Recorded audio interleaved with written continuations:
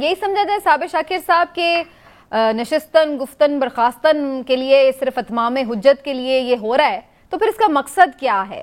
क्यों मुज़ाकरात के लिए बैठे हैं जब ये नीयत ही नहीं है कि मुज़ाकरात से कोई इत्तेफाक राय हासिल करना है? देखिए, मुज़ाकरात के नतीजे में होना क्या है? मुज़ाकरात के नतीजे में गवर्नमेंट को इलेक्शन करवाना पड़ेंगे, और वो भी कोई 1 महीना 2 महीने पहले। तो इसलिए ऐसे मुज़ाकरात वो क्यों करेंगे जिससे उनका इक़्तिदार जो है वो 2 महीने पहले ख़त्म हो जाए, नंबर 1। नंबर 2, उन्होंने ये इक़्तिदार बामरे मजबूरी, ये जो मुज़ाकरात हैं बामरे मजबूरी शुरू किए थे, और उसका बुनियादी मकसद ये था कि 14 मई की जो डेडलाइन है पंजाब में इंतखाबात की, वो निकाल दें, और तौहीन अदालत की जो तलवार है लटक रही है, जिसकी कार्रवाई अगले हफ्ते शुरू होनी है, वो कार्रवाई गुजर जाए और कहा जाए कि जी देखें, अब तो तमाम पॉलिटिकल प्लेयर्स टेबल पे आ गए हैं और मुज़ाकरात भी शुरू हो गए हैं और किसी न किसी तारीख पे इत्तेफाक भी हो रहा है, इसलिए अब आप इसको होल्ड कर लें 14 मई वाले फैसले को, और इस पर कोई कार्रवाई का आगाज ना करें।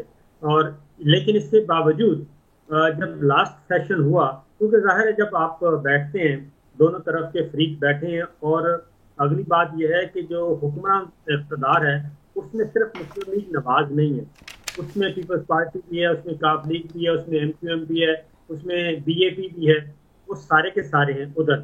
तो PTI तो क्लियर थे मुज़ाकरात में, लेकिन दूसरी साइड पे वहाँ पे डिवीजन है, और जो ओपिनियन है वो एक नहीं है, और बड़ी मुश्किल से पीपल्स पार्टी जरदारी साहब और उनके लाइक माइंडेड जो घेर घार के वो मुज़ाकरात की टेबल पे लेके आए थे, वो कामयाबी की तरफ बढ़ने की तरफ जा रहे थे, और मामला रह गया था सितंबर। गवर्नमेंट आ गई सितंबर पे कि जी सितंबर में इलेक्शन करवा देते हैं, और ये थे कि नहीं जुलाई में करवाएं या जून में करवाएं, तो इम्कान यही था कि एक आध महीना आगे पीछे करके ये चीज़ें हो जाएंगी।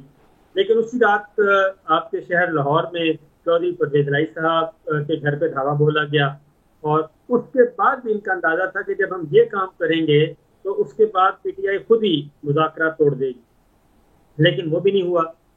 वो भी PTI ने कहा कि नहीं, हम मुज़ाकरात कामयाब करेंगे। चौधरी परवेज़ इलाही साहब से उन्होंने पूछा तो उन्होंने भी कहा कि नहीं, आप मुज़ाकरात जारी रखें, इसको ब्रेक नहीं देनी, क्योंकि वो झूठे साबित हों, हम क्यों झूठे साबित हों।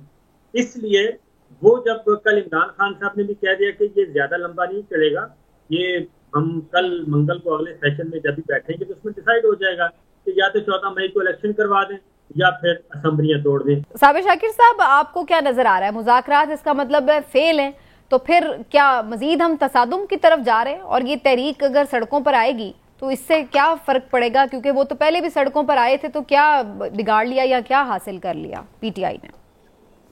देखिए, उसमें अब तो जैसे जैसे वक्त गुजरता जा रहा है, वो मेरा ख्याल है कि पाकिस्तान तहरीक इंसाफ को सपोर्ट हासिल होगी। उसकी रीज़न है कि ये कितना अर्सा डिले कर सकते हैं। सुप्रीम कोर्ट ने एक फैसला दिया हुआ है, उस फैसले पर इम्प्लीमेंटेशन होनी है। अगर वो इम्प्लीमेंट नहीं करवाते तो तौहीन अदालत की कार्रवाई होगी। वो सुप्रीम कोर्ट वो काम मेरा ख्याल है कि अगले हफ्ते काम शुरू कर देगी। 2 मई के बाद जो हफ्ता शुरू हो रहा है उसमें उन्होंने अब रिकॉर्ड कलेक्ट करना शुरू कर दिया है। सुप्रीम कोर्ट ने इलेक्शन कमीशन की तरफ से रिपोर्ट आ चुकी है, वजारत खजाना की तरफ से रिपोर्ट मौसूल हो जाएगी, और उसके बाद फर्दर सुप्रीम कोर्ट आगे बढ़ेगी। इसलिए 14 मई का इन्होंने कहा कि जी हम इलेक्शन नहीं करवा रहे, और नहीं करवाना तो फिर सुप्रीम कोर्ट जाहिर है अपना रास्ता खुद, क्योंकि लास्ट हियरिंग पे चीफ जस्टिस साहब ने यह भी कहा था कि मुज़ाकरात कोई हमारा हुक्म नहीं है, आपने करने हैं वेल एंड गुड, अगर नहीं करने तो ये आपकी मर्जी है। लेकिन उन्होंने 2 जुमले बोले थे। उन्होंने कहा जी कि जो मुज़ाकरात होने हैं उसमें एक तो आप अवाम की मर्जी और मंशा के मुताबिक, और दूसरा उन्होंने कहा था कि आइन के फ्रेमवर्क से बाहर नहीं निकल सकते, उसी के अंदर रह के ही मुज़ाकरात जो करने आप कर लें। और फिर उन्होंने कहा कि अगर आप कामयाब नहीं होते, आपका इत्तेफाक नहीं होता, तो फिर हम तो जो कर रहे हैं हमने तो वही कुछ करना है, और हमारा फिर आइन से हम बाहर नहीं जा सकते, और जो हमारा फैसला है वो भी मौजूद है।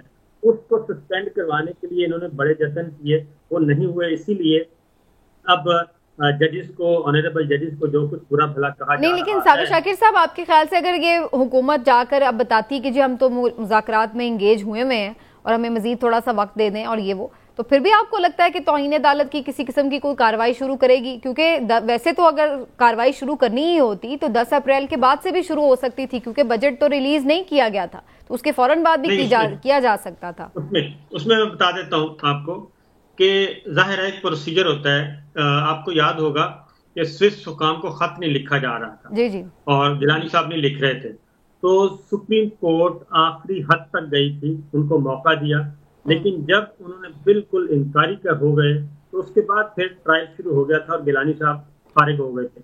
अब भी पहला उन्होंने कहा बुला के कि आप फंड रिलीज करें।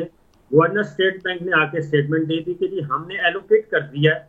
अब गवर्नमेंट का काम है, गवर्नमेंट ने ये किया कि वो कायमा कमेटी के पास ले गए और उसके बाद ले गए पार्लियामान में।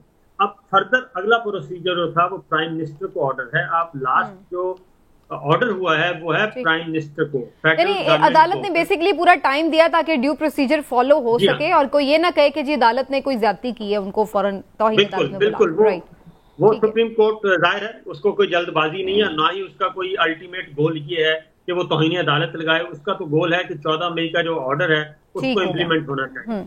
तो सर, जो मेरा क्वेश्चन था बेसिकली कि अब ये मुज़ाकरात आपको लग रहा है कि नहीं कामयाब होने जा रहे, तो फिर क्या इमरान खान साहब दोबारा सड़कों पर उसी तरह मोमेंटम में नजर आ सकेंगे हमें? क्योंकि फिलहाल तो मैं नजर आ रहा है कि वो जरा कदम बाहर रखते हैं तो उनको या तो कुछ अजीब सी सूरत हाल का ही सामना करना पड़ता है, यानी इजाजत नहीं है कि वो खुलेआम कोई सियासी एक्टिविटीज करें।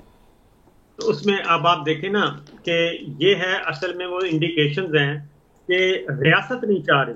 Election commission of Pakistan Imran Khan को या पाकिस्तान तहरीक इंसाफ को रैली करने से रोक ही नहीं सकता, और ये मेरा ख्याल दुनिया का वाहिद मुल्क होगा पाकिस्तान जहाँ पे यौम मई की रैली पे पाबंदी लगाई गई होगी।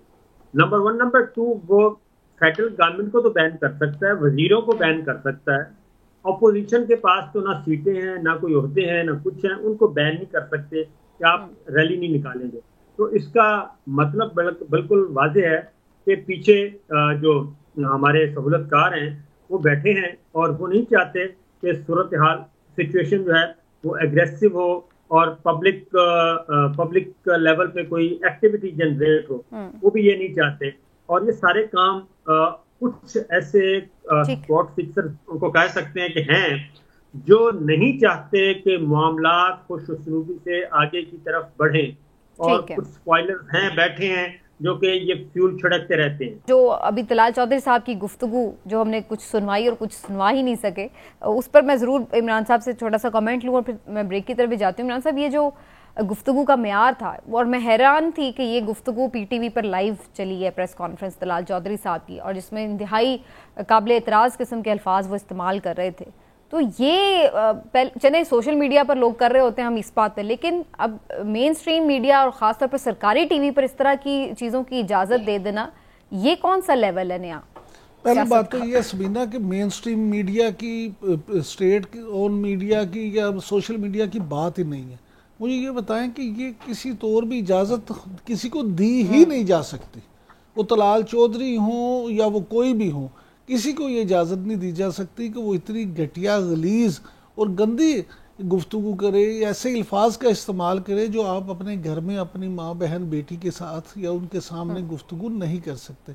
लेकिन अगर आप इस तरह की गुफ्तगू करते हैं तो मैं समझता हूँ कि वो चाहे रेडियो पे क्यों ना करे, वहाँ से लेके FM रेडियो से लेके TV तक उसको सख्ती से निपटना चाहिए। और अगर उसी तरह यही जमात गुजारिश सुन ले, मैं ये कहता हूँ कि इमरान भाई सर बात यह है कि आजकल तो ये ट्रेंड है कि आपने सिर्फ मुल्क के किसी भी हिस्से में कोने में बैठे हैं, कोई भी है, आपको उसको कोई जानता भी नहीं है, वो सिर्फ इतना बता दे फोन करके कि जी मैंने ऑनरेबल जजेस को गालियां देनी है और मैं प्रेस कॉन्फ्रेंस करना चाहता हूँ, तो ये स्टेट चैनल जो है ये अपना सारा इक्विपमेंट समेत उसको फैसिलिटेट करता है। और ये पहली दफा नहीं हुआ, ये कोई चौथी 5वीं दफा हो चुका है कि पाकिस्तान टेलीविजन जो है, स्टेट चैनल, सरकारी मशीनरी का इस्तेमाल, वो ये सहूलत को मुहैया कर रहा होता है। और उसके बाद फिर एक व्हाट्सएप मैसेज चलता है कि जनाब ये जरूर दिखाना है आपने, और इसको एडिट भी नहीं करना,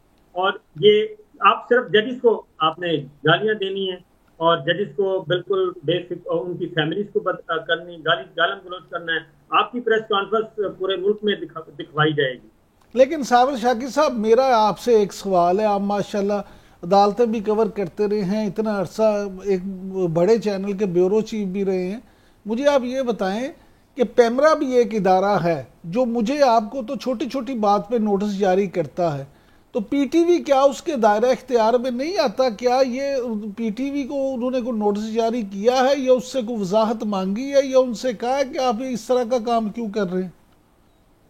ये पेमरा हो, बाकी रियासती मशीनरी, स्टेट मशीनरी, हुकूमती मशीनरी, सब एक पेज में और मेरे लिए ठीक। ये आपके लिए और मेरे लिए है। ये मैं बता रहा हूँ कि अफसोसनाक बात है कि ऑनरेबल सिटिंग जस्टिस साहिबान, जजेस साहिबान, उनकी फैमिलीज, इस वक्त ऐसे लग रहा है कि पूरी की पूरी हुकूमत जो है वो सिर्फ एक काम पे लगी हुई है कि जजेस को मॉनिटर करना है, जजेस की ऑडियो रिकॉर्ड करनी है, उनकी फैमिलीज की एक्टिविटीज नोट करनी है। पिछले कुछ 4-5 हफ्तों से ठीक हो ये गया। चल रहा है।